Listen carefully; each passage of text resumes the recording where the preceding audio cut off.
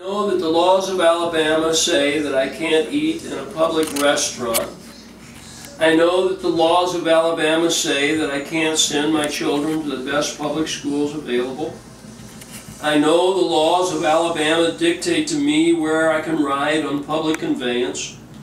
They tell me where and how I am able to vote.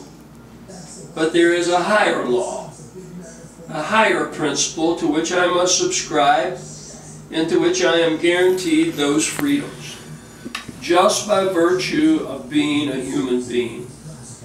It seems to me that more than any economic investment or any economic principle at stake here, there is a higher principle, a higher law at stake.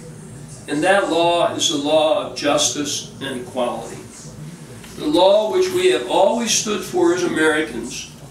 And wherever that principle, wherever that law is being violated anywhere in the world, it seems to me that we should be speaking out in whatever way we can, to whatever extent we can, to say that this is not something we favor. This is not something that we stand for.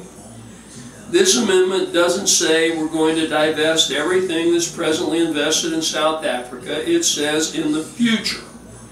Let's take a look at where we're going and find another equally good place to invest our money. But at the same time, it stands, in my judgment, for what we stand for as a people. I think it's a decent amendment, and I think it should be passed, and I would hope that we would support it. Thank you. Going to pass by one vote.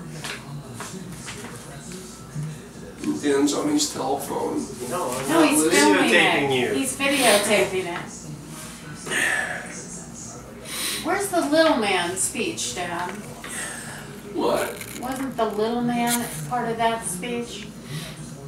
No.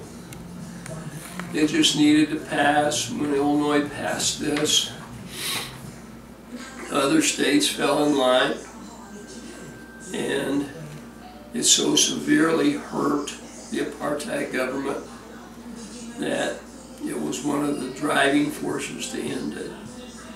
I didn't have much of a role, but I have one little opportunity, and I took it. Maybe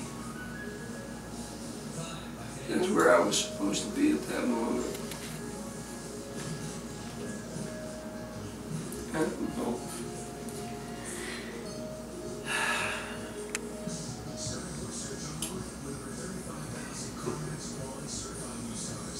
The Southern said Illinois was the first state to take such an action, but others followed. It had the impact of dropping a rock in a small pond. Ripples touched distant shores and motivated others. Support for apartheid crumbled.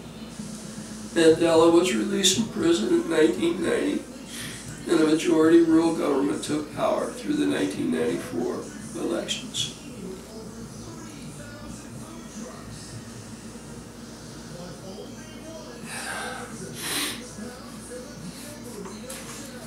Thanks for doing that. That's pretty, it's pretty amazing, Dad.